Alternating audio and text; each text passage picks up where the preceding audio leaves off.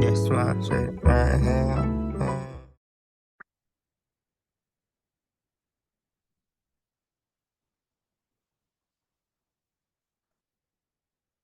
Welcome back to another episode of Road to William. Today's video, we're focusing on a classic film, 1993, Poetic Justice. Now, 1993, that's my year. That's my year. I'm a 90s baby, and 93 is my year. Um, I wanted to talk about, rewatched it last night. I was cracking up, I was crying, but I was it was funny that I was laughing a lot in this film because growing up, I feel like maybe I didn't get it as much because I was young. But as a adult, I just was like cracking up. The jokes was joking. So many iconic people in the film. So many lessons in the film. Starting off with Justice, played by Janet Jackson.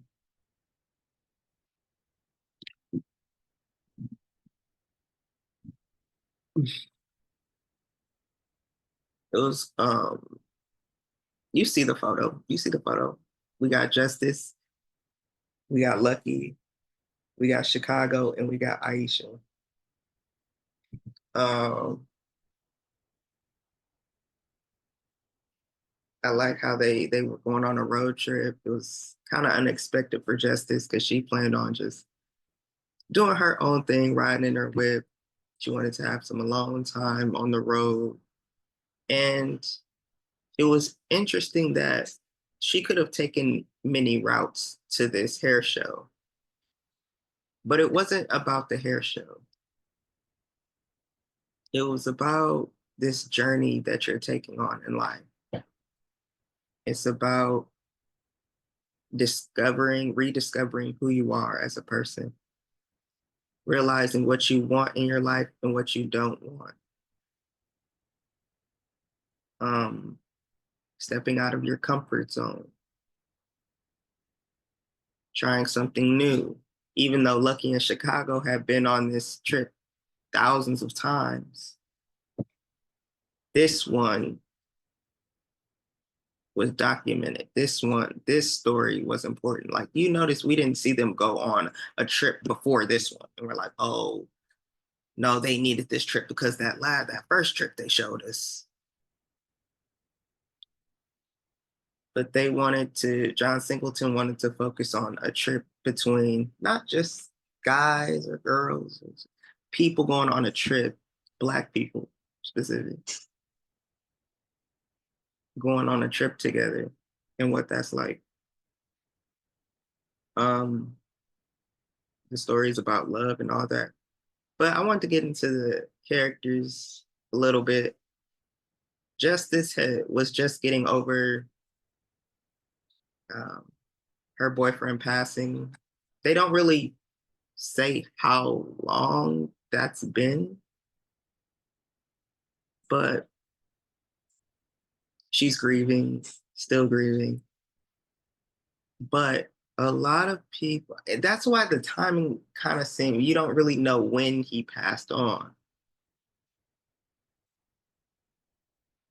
Maybe long enough for people around her to be like, okay, it's all right, we get it, but it's time to move on.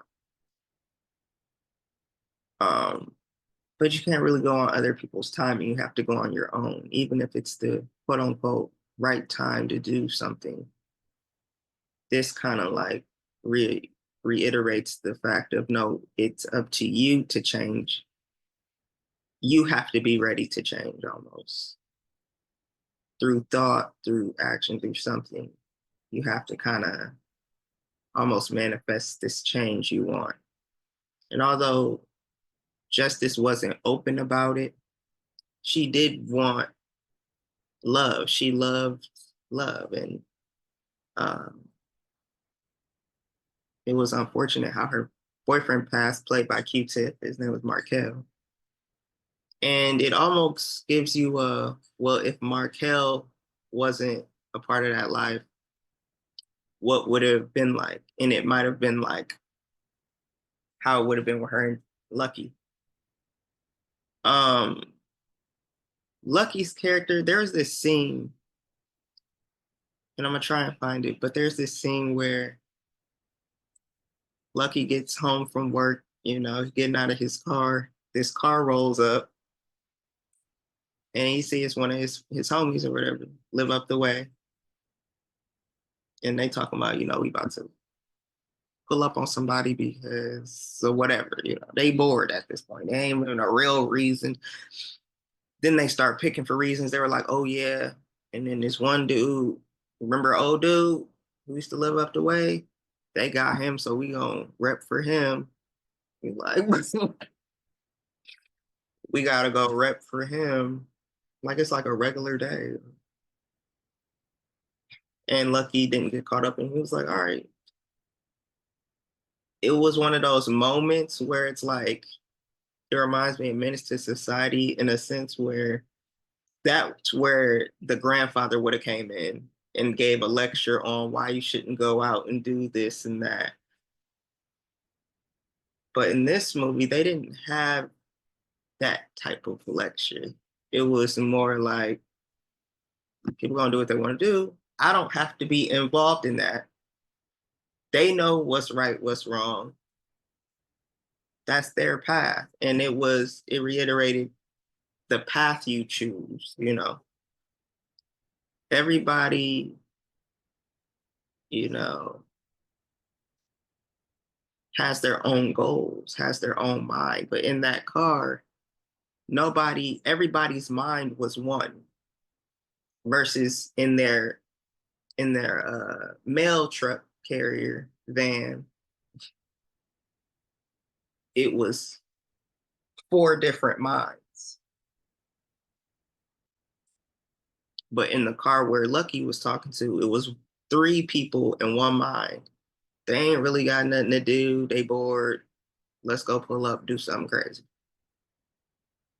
Whereas they're like, look, we doing something for work. They doing something for work. But he just trying to get his groove on. He just trying to step out of the norm. He trying to clear his mind. He want to change his life. He going in a direction that could change his life, literally, to go see his cousin while they up there for work. And she's thinking she's going to just this hair show, but this is good for her too. This is a time you don't have to grieve alone. You don't have to go on this journey alone, even though we all are on our own separate ones. Aisha, she's on this journey of knowing what she wants and what she doesn't want. I don't know if it's clicked yet, but I think even though the messed up part of what happened to her by Chicago, it was a wake up call for her to be like, look, you got to stop playing this game because, people will harm you, off of this. This isn't the path you should be going down. So everybody had something they had to think about, even Chicago. He had to get put out of the truck, and we don't even know what happened. We don't know if he got there. We don't know. He had to realize he was getting played. He had to realize his ego had to get checked, right? Nobody's never really checked his ego before because he was like, I had it all. I got it all. I got the crib. I got the car. I got money. He said, I got a steady income coming,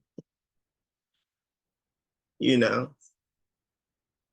And it was funny because Justice was telling her, like, they don't make no money. But it's like, okay, say you got the person who got it all. He's that representation. Y'all know how I am about colors, especially with films. I'm starting to notice that not just what they're wearing is important, but the colors, the patterns, even sometimes can, it's not always, but for me, when I've been rewatching movies, I've been noticing a pattern in films. Whether it's a new movie or old movie, I notice it. Let me know in the comments how you felt. But for Chicago's character, he wore purple. Now, purple could probably mean a bunch of different things, but this is my version. My version is because I'm, coming queer representative right here. To me, purple means an ally. And he was an ally for the head ass people who think like this. He represented the color for him. He was representing not just him as an individual, but people like him who feel like I got it all, you know, I don't need nobody. Doesn't look at women as women, look at them as property, blah, blah, blah, blah. He represents that type of motherfucker.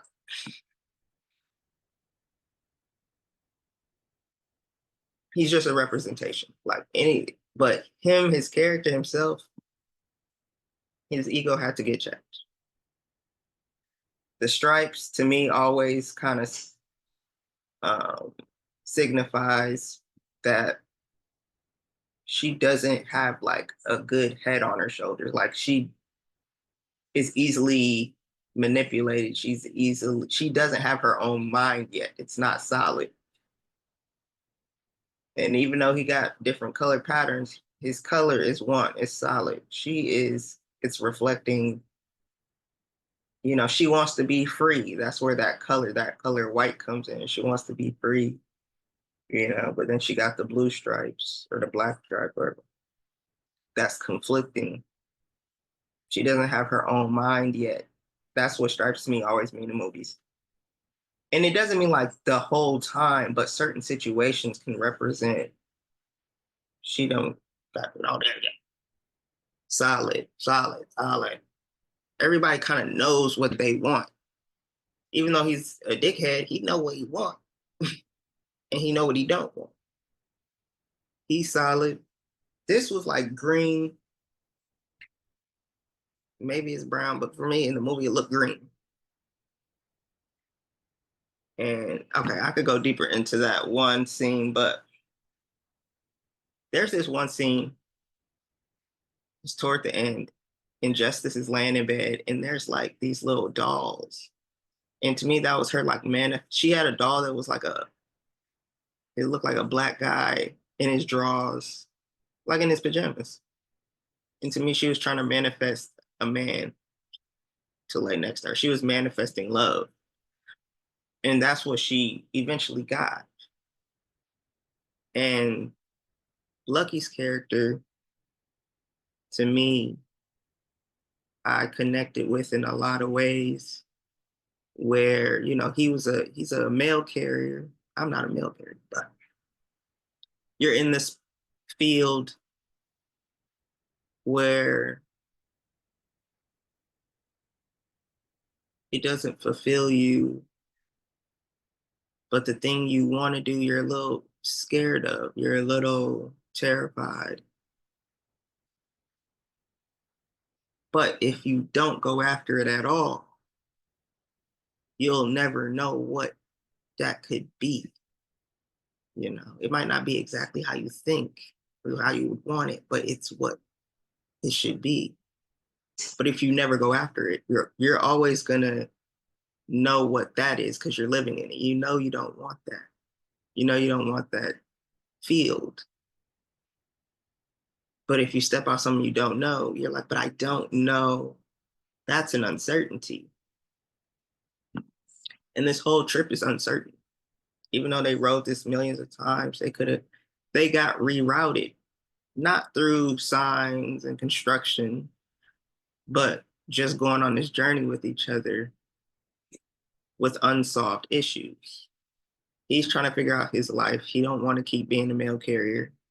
He wants to go out to Oakland to see what him and his cousin can do with this music because something in him was like, I believe in this thing, but he got his mom telling him, look, you need to get off from video games. You need to focus on what you want to do in this life if you want to raise this child. Because although your baby mama is on them drugs and she hoeing and all that, you know, she still got your daughter still got another home, right? But if you want to take on this responsibility, it's not just as easy as grabbing your daughter out that crib and bringing her to yours. It's like, no, now you have to raise her full time. And so that's what, shout out to Jennifer Lewis, her character. And that's what she was telling him, like, no, that's honorable, that's lit. But are you going to raise her? Because I'm not raising her. I raised you. You're my only child. And it was that like line that, she made, that boundary of hers that she made. Um, and it's like that moment right there reminds you, like, you're not always going to get a pat on the back for doing something right. That path that you're saying you want to do right and follow your dreams or take care of raise your kid, that's harder than just going with the flow. And that's what Anne was trying to remind Lucky. Aisha said she lived with her mom because she was like, I wonder if my mom got my stuff out the clean. She still lived with her mom. She got different dudes in her phone. She's like, I'm gonna call Terry when I get back. So she's kind of like, that's what that white for me represented. Like, she still want to be outside. She still want to be free. And he want to be outside too, but he think he can control her because I'm giving her money. And, long as I'm giving her money, she gonna do what I want and say. And she like, he not even all the hype that he trying to be. Like, what are you talking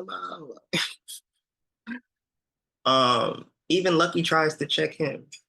And it's like, if you can't even like talk to your ace boon coons, but they weren't ace. If you, that's how you know you ain't ace boon coons. If you can't talk to somebody and they don't really listen,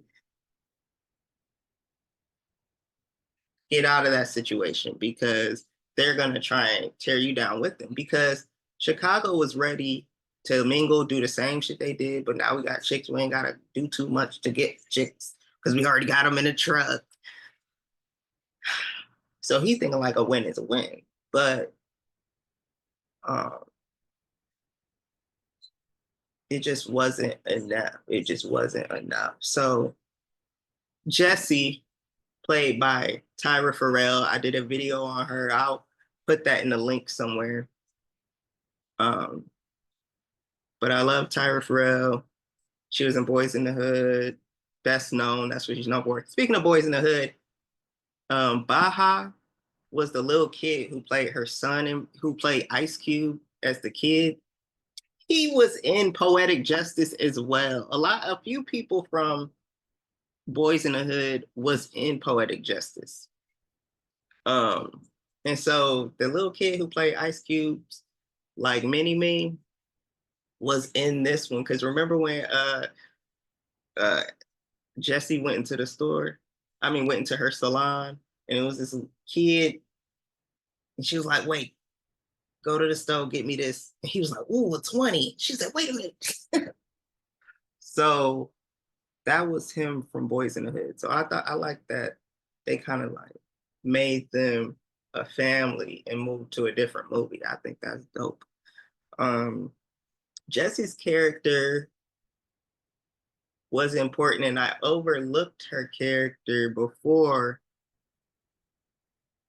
But after rewatching it, I was like, okay, it was a different. They could, I don't know if they could still make it, but somebody gonna fuck it up. But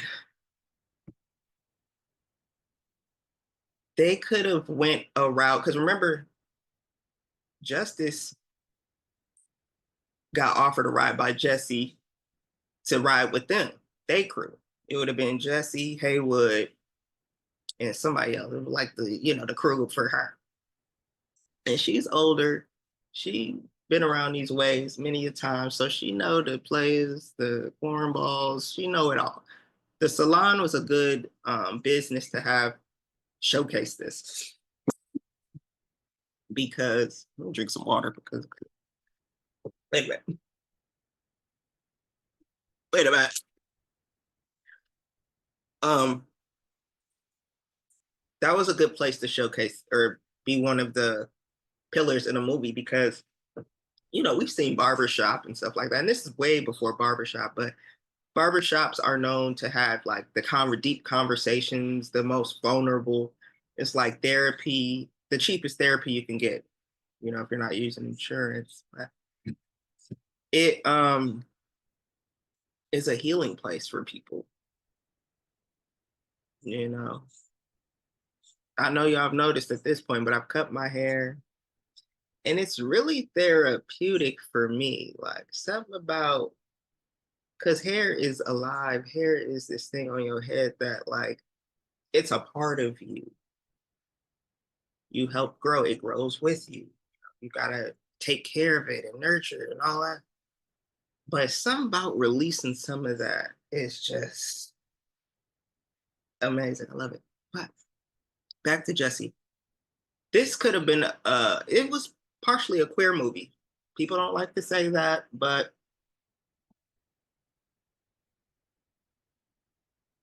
it could have been more of a queer film if they went down the route of the road trip. If Justice went on the road trip with Jesse, it would have been a queer film easily. But um, Jesse was a queer ally. She hung around queer people outside of the job.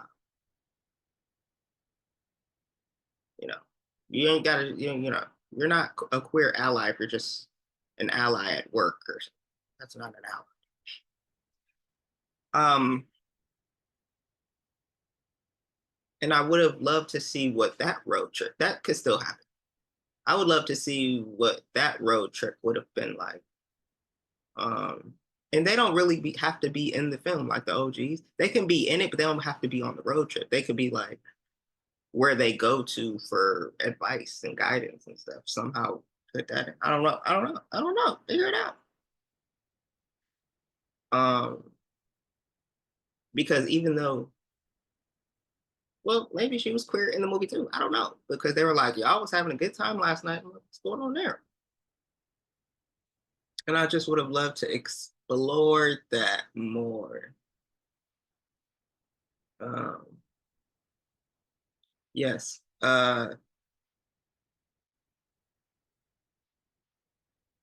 Yeah, the guys who end up taking out Markel in the beginning of the film, where one of the brothers was in Boys in the Hood. I'm like, why did he always play a bad guy in these films? But somebody got to play bad guy. What was his name, real quick? Because he passed away, but I still wanted to put his name in here because his story is actually kind of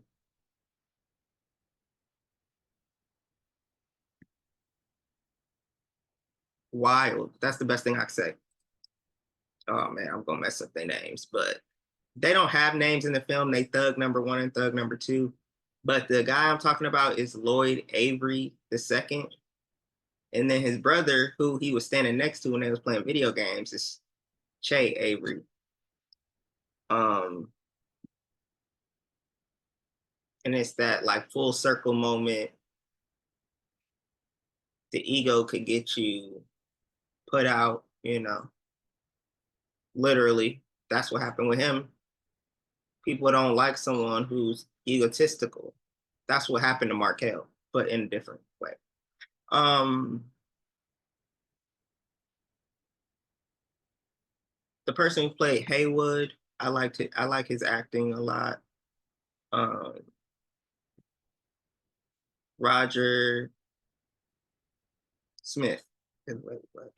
Roger, y'all know what I'm talking about. But okay, now I want to see. So I love the film. Let me know in the comments how y'all felt about the film.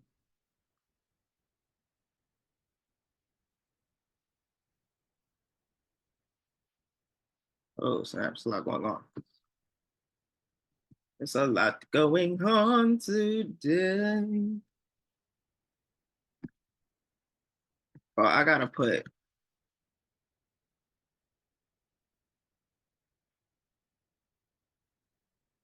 So y'all gonna come with me. Y'all gonna ride with me to this destination.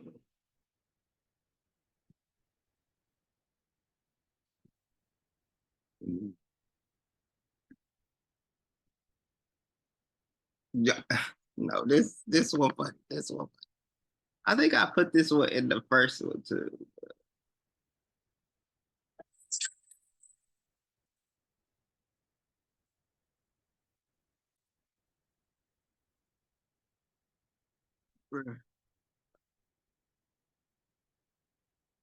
A classic.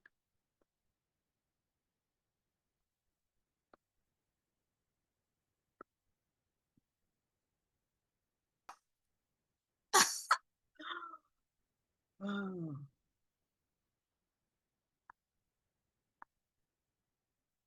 hold on, let's see. Poetic Justice. I want to see if John Singleton said anything. So,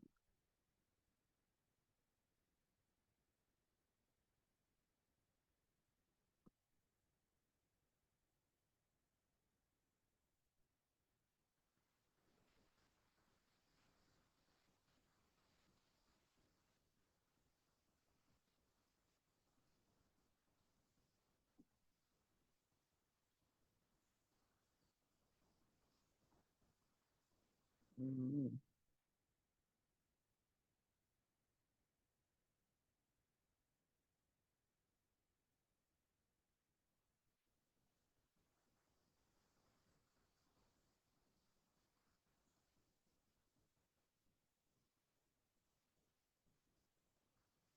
yeah.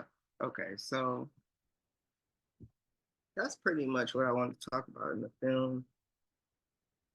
I love films that just talk about real issues that it's not just about the time, but it's also something that's timeless. Timeless film. I recommend go checking out the film if you haven't already, or go rewatch it and see if there's anything you could take from the film. Um, but I think this film is about growing mind, body, spirit, continuing the journey even when it's rough, continuing the journey. Make stops along the way because everybody needs rest, but everybody can go with you.